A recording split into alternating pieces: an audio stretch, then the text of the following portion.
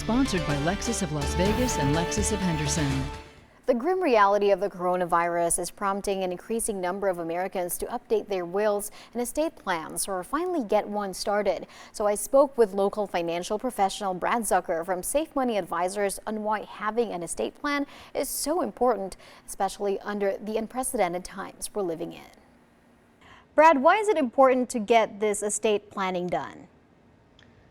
You know, as awful it is to think about it, the COVID-19 pandemic is not going away anytime soon. And most people likely know someone who's been affected by the coronavirus and they're worried. So estate planning adds that much needed peace of mind to those that are watching the news and seeing the death toll rise. Yeah, it seems like it's really kind of a hard topic to talk about.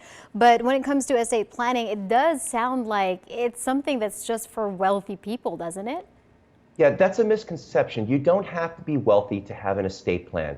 You could be a multimillionaire or a child whose parents opened up an account in his or her name.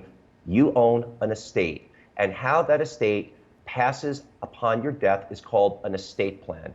And you can and should create and document your own estate plan. If you don't, the state of Nevada will create a plan for you. So setting up an estate plan is an important part of a complete financial strategy. Right, so now how do you start building that estate plan if you don't know how do we begin with that? Okay, so there's many steps to an estate plan, and we provide a checklist right on my website at askbradzucker.com to help people get started. And it begins with writing a will. These are your wishes on paper as to how your estate will be divided upon your death.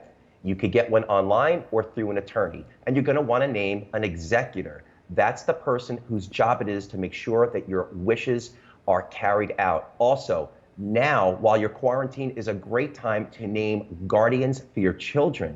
Should something happen, naming a guardian will ensure that your kids will stay with someone that you trust. Right. So we also hear about a living will. So what is the difference between this and other types of will?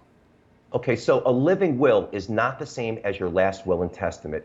This is a document with your wishes on paper that if you are terminally ill, it gives somebody the legal right to withdraw the life support machines so they don't have to take a second mortgage out to keep someone alive who's eventually going to pass away. All right. So before we go, what else should people know?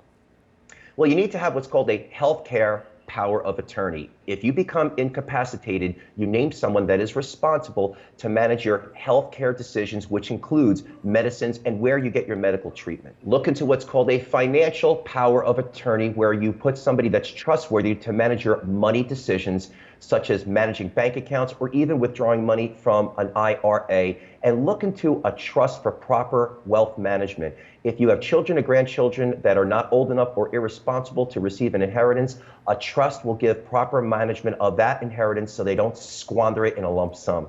All right, those are all very helpful advice as always. We appreciate it, and thank you so much for your time, Brad. We'll put all of those on ktnv.com, and we'll be right back.